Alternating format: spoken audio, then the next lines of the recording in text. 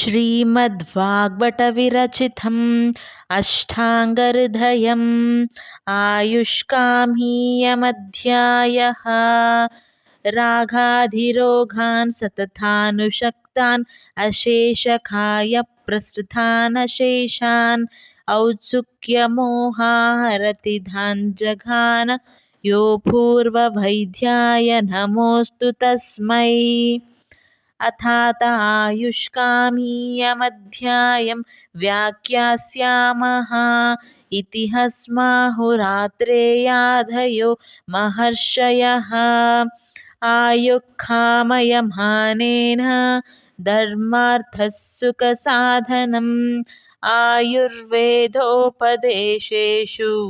विधेयः परमादरः। ब्रह्मस्मृत्वायुषो वेदं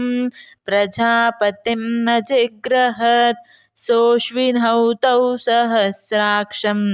सोऽत्रिपुत्राधिकान् मुनीन् तेऽग्निवेशाधिकांस्ते तु पृथक् तन्त्राणि ते निरे तेभ्योऽधि विप्रकीर्णेभ्यः प्रायः सारथरोच्चयः क्रियतेष्टाङ्गहृदयं नातिसंक्षेपविस्तरम् कायभालग्रहोर्ध्वाङ्ग शल्यदंष्ट्राजरावृषान् अष्टवङ्गानि तस्याहुः चिकित्साहेषु संश्रिता वायुपित्तं कफश्चेति त्रयो दोषाः समासतः विकृता देहं ग्नन्ति ते वर्तयन्ति च ते व्यापिन्नोभिरुन्नाभ्यो अधो मध्योर्ध्वसंश्रयाः वयोः रात्रिभुक्तानां तेऽन्तमद्यादिगाक्रमात् तैर्भवेद्विषमस्तीक्ष्णो मन्दश्चाग्निसमः समः कोष्ठक्रूरो मृदुर्मध्यो मध्यः स्यात्तैः समैरपि शुक्रार्तवस्तैर्जन्माधौ विषेणेव विषक्रिमेः तैश्च तिस्रप्रकृतयो ईनमध्योत्तमा पृथक् समधातु समहस्तासु श्रेष्ठा निन्द्याद्विदोषजाः तत्र रूक्षो लघुः शीतः करः सूक्ष्मश्चलोनिलः पित्तं सस्नेहतीक्ष्णोष्णं लघुविस्रंसरं द्रवं स्निग्धः शीतो गुरुर्मन्दः श्लक्ष्णो मृत्स्नस्थिरः कफम् संसर्गासन्निपातश्च तद्वित्रीक्षयकोपतः रसासृक्मांसमेधोऽस्ति मज्जशुक्राणि धातवः सप्तदूष्याः मलामूत्र शक्रस्वेधाधयोऽपि च वृद्धिः समानैः सर्वेषां विपरीतैः विपर्ययः रसास्वाद्वाम्ललवणं तिक्तोषणः कषायकः षड्द्रव्यमाश्रितास्ते च यथा पूर्वं बलावः तत्राध्यमारुतं ग्नन्ति त्रयस्तिक्तादयः कफं कषायतिक्तमधुरा पित्तमन्येतु कुर्वते शमनं कोपनं स्वस्था हितं द्रव्यं हितित्रिधा उष्णशीता गुणोत्कर्ष तत्र वीर्यं द्विधा स्मृतं त्रिधा विपाको द्रव्यस्य स्वाद्वाम्लाकटुकात्मकः गुरुर्मन्दा हिमस्निग्धा श्लक्ष्णसान्द्रा मृदुस्थिरा गुणा सूक्ष्मविशदा विंशतिः सविपर्ययाः कालार्थकर्मणां योगो हीनमित्याधिमात्रकः सम्यग् योगश्च विज्ञेयो रोगारोग्यैककारणं रोगस्तु दोषवैषम्यं दोषसाम्यम् अरोगथा निजागन्तु विभागेन तत्र रोगा द्विधा स्मृताः तेषां कायमनोभेदाद् अधिष्ठानम् अपि द्विधा रजस्तमश्च मनसो द्वौ चादोषवृथावृथौ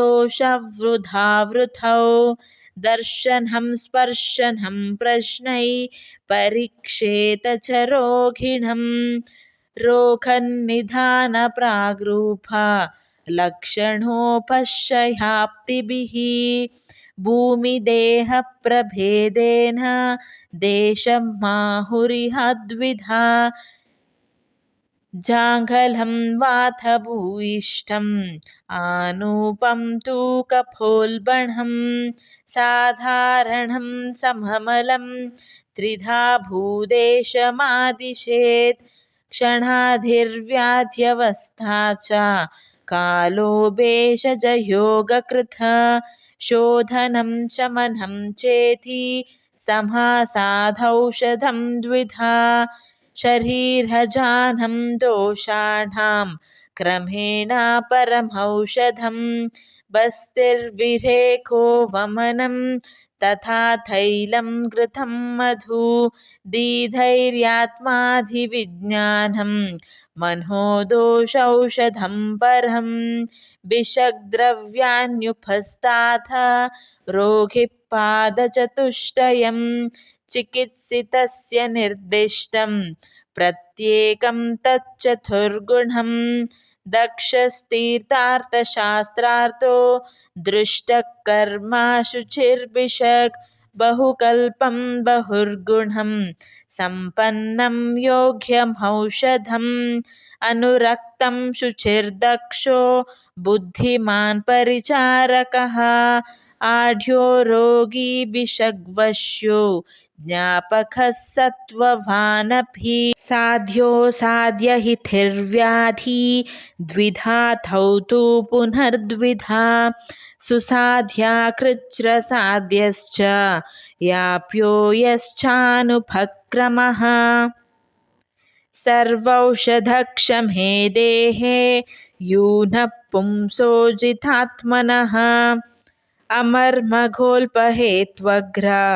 रूपरूपोऽनुपद्रवः अतुल्यधूष्यधेशर्तु प्रकृतिपादसम्पदि ग्रहेष्वनुगुणेष्वेका दोषमार्गो नभः सुखः शस्त्राधिः साधनं कृच्छ्रा सङ्करे च तथो गदः शेषत्वादायुषो याप्यः पत्याभ्यासाद्विपर्यये अनुपक्रमहेव स्यात् स्थितोऽत्यन्ता विपर्यये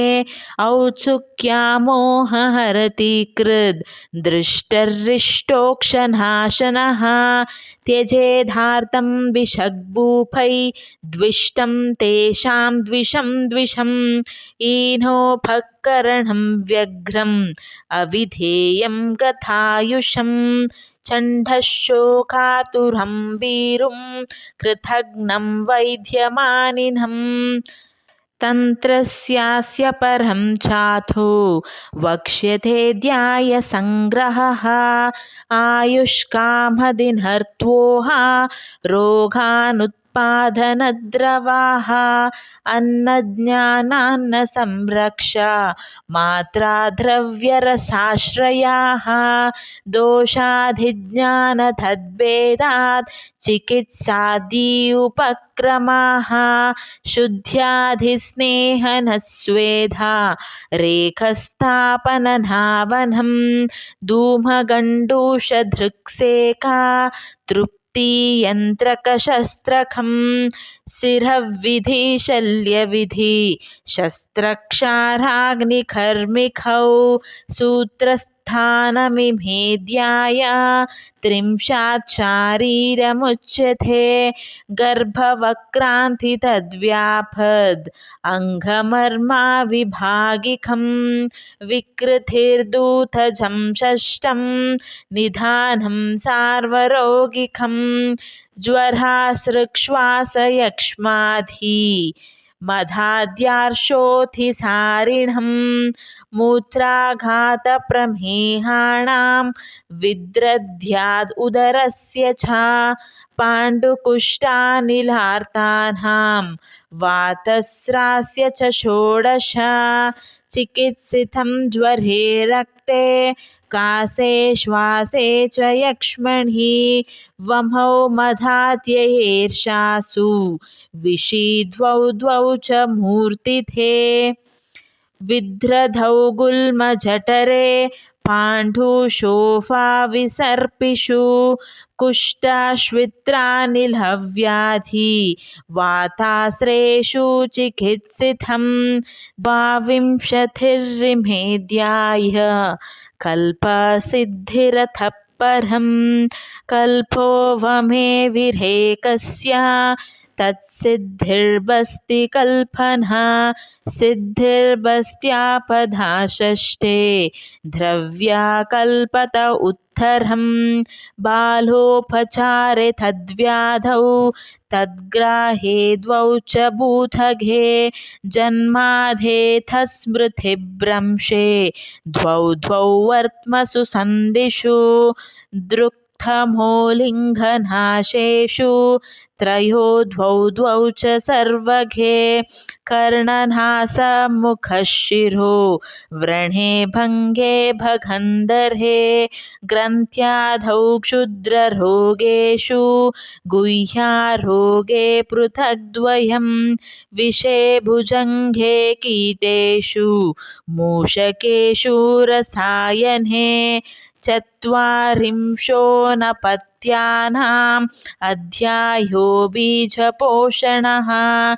इत्याध्यायशतं 20 षड्भिस्तानैरुदीरितम् इति श्रीवैद्यपति सिंहगुप्तसूनु वाग्भटविरचितायाम् अष्टाङ्गहृदयसंहितायां सूत्रस्थाने आयुष्कामीयो नाम प्रथमोऽध्यायः।